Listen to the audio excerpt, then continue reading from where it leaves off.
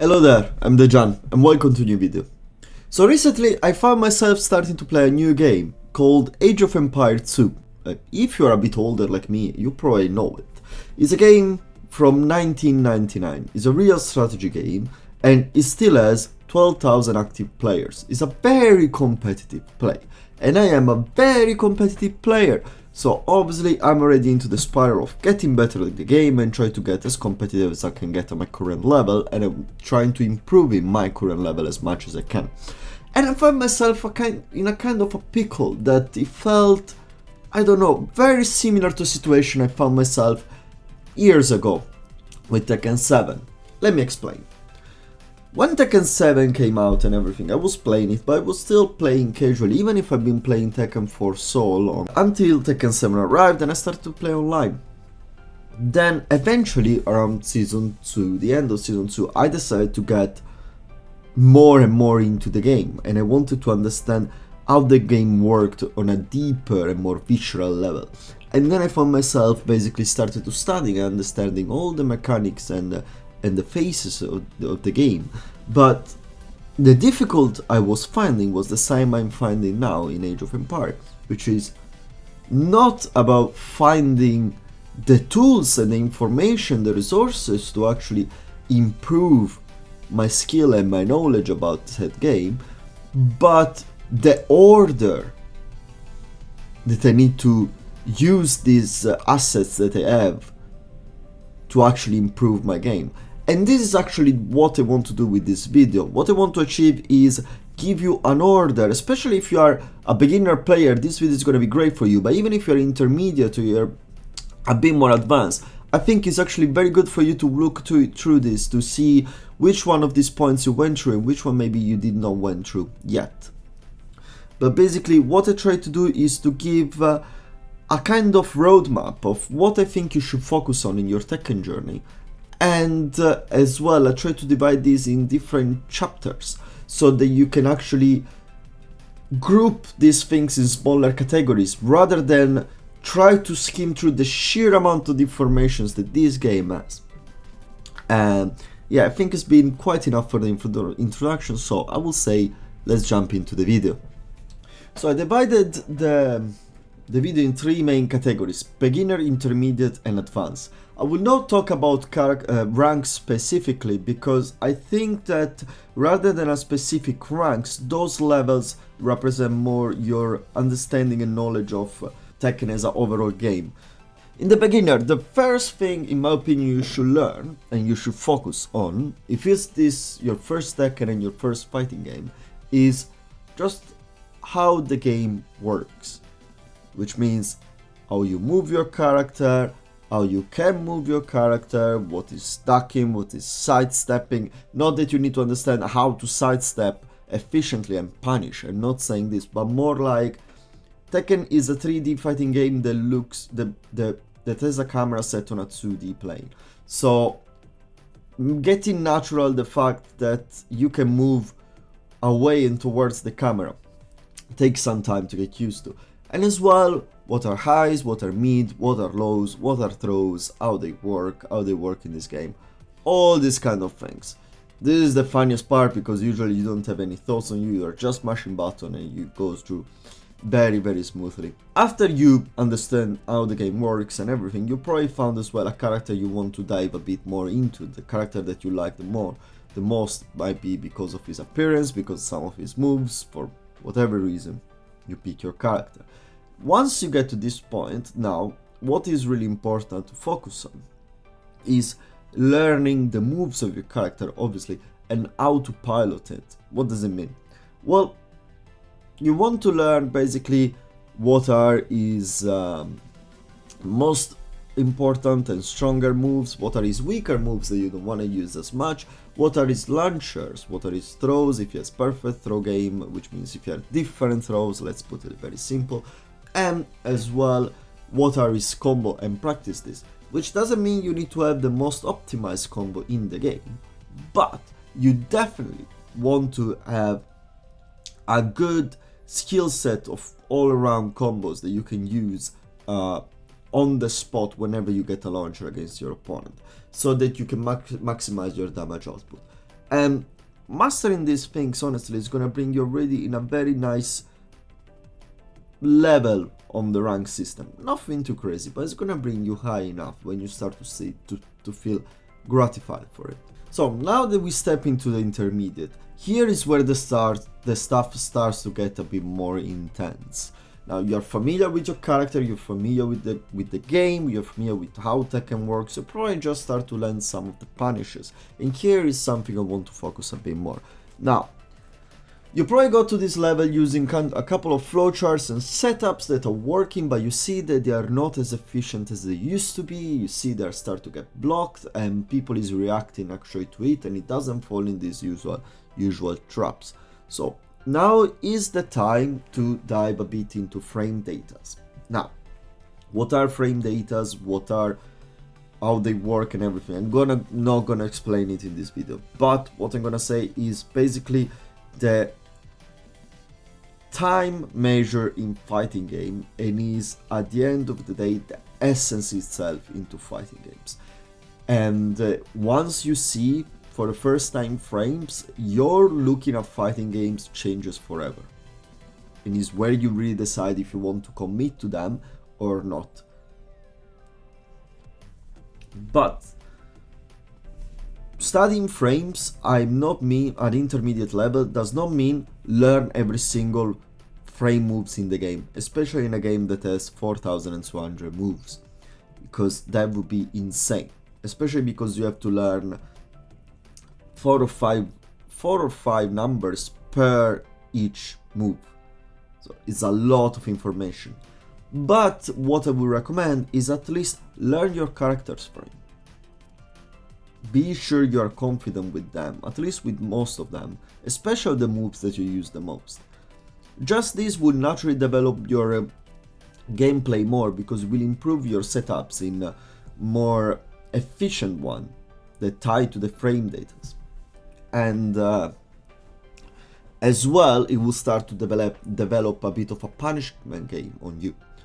Again, you don't need to focus to have the perfect punish in every single situation, that would be good, but at least try to experiment and learn obviously what is your 10 frame punish, what is your launch punish. Same thing while you're crouching, what is your, I would say 13 frame punish, 12 to 13 frame punish, and again your launcher.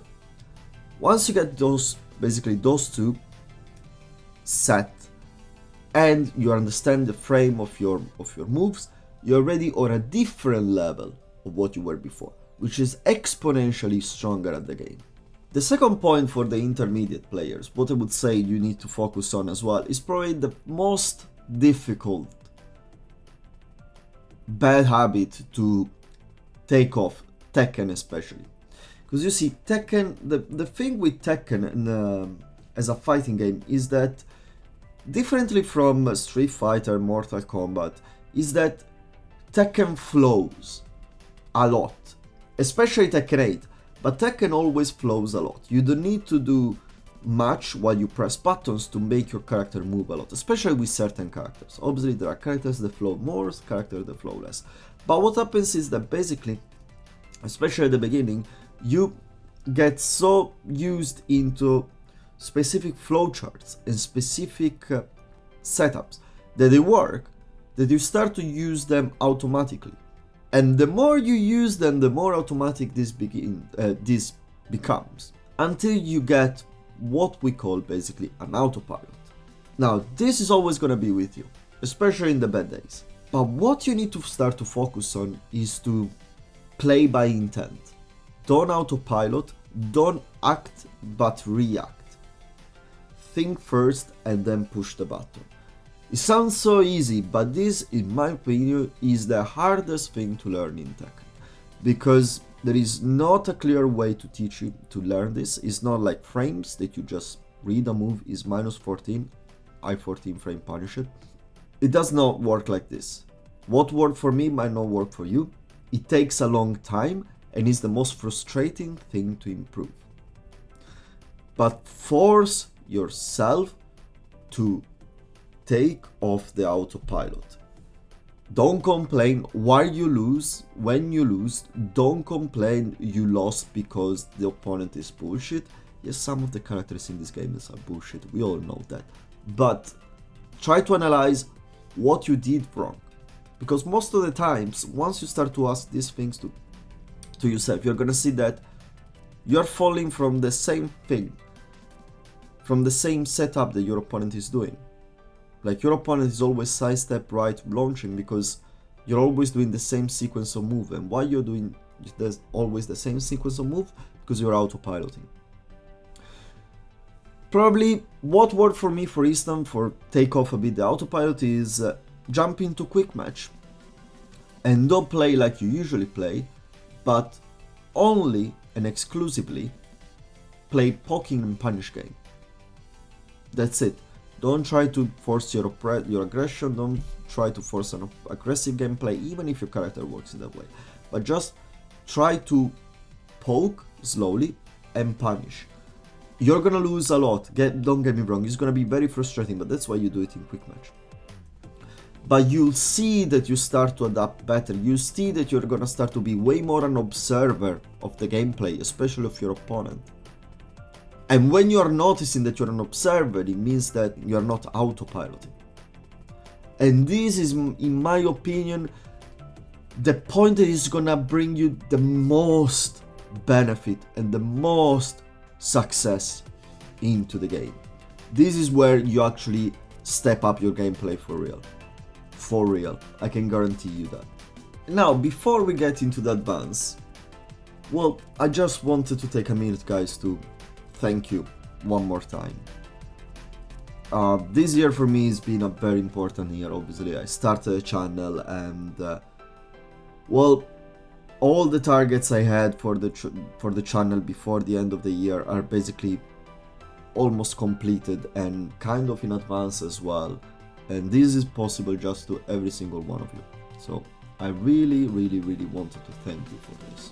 Even if you are still a very small community, I can see one growing. And if you're liking what you're seeing and you watched a couple of my videos, a couple of my videos already, you've seen my face already, please consider subscribing. Is something very nice that we are creating here and we're doing it all together.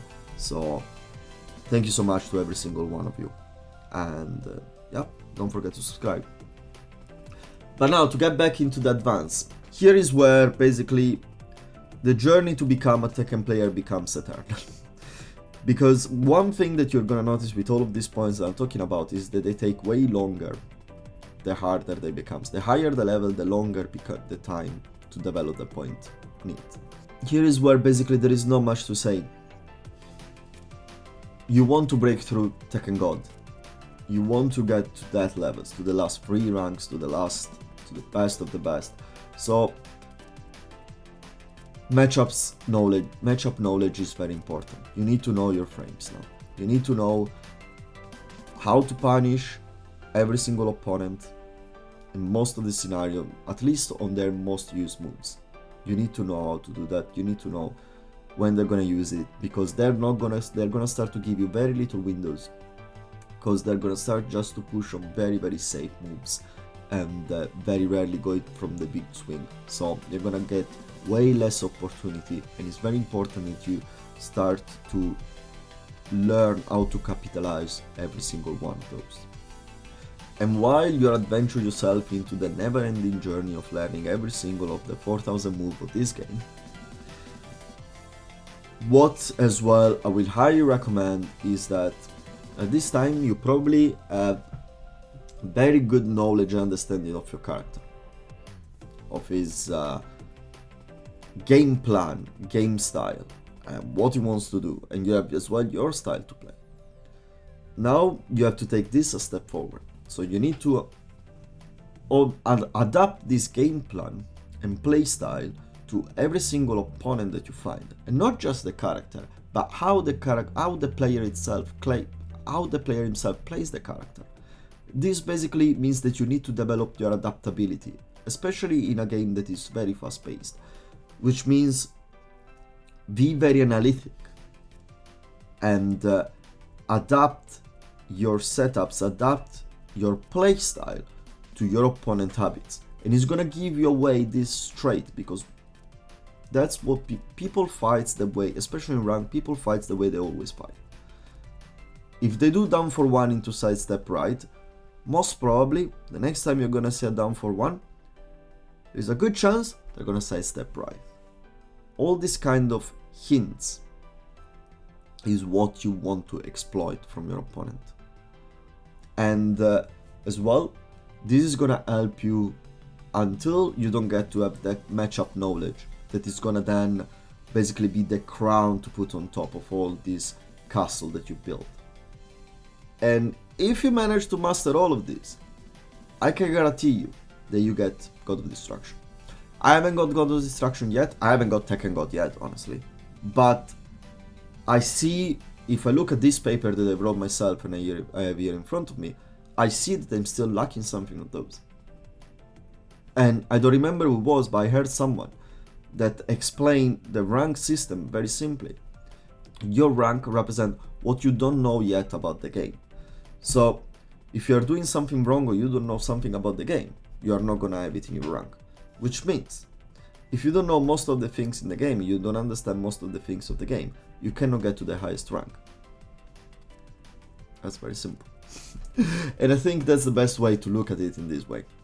I still have lackings, obviously, but at the same time I can confidently say that I'm quite decent at the game as well. I put a lot of hours, I put a lot of times and study, and that I can see that that work is paying back. But that's it for this video. I hope this video is gonna help you into your journey into the highest rank, and let me know what was the rank that you felt most proud to achieve, because sometimes we feel like we just generally think that the highest rank we achieve is the one that makes us the most proud, and rightfully so, is probably the most common answer, but at the end of the day it's not always like this. For me, for instance, was in Tekken 7 after I reached Fujin with Brian. As in Tekken 7 I broke into the higher ranks, I broke over orange rank with Leroy and then Fakun Ram and then Feng Wei. And I got all of those characters until ruler rank, and then I started to play Brian and I jumped back in orange rank, and eventually I got into blue rank before the others. And that was, at the time, the moment where I felt like, okay, I improved in the game now. So let me know down below, and thank you so much for watching, and I'll see you next time. Ciao!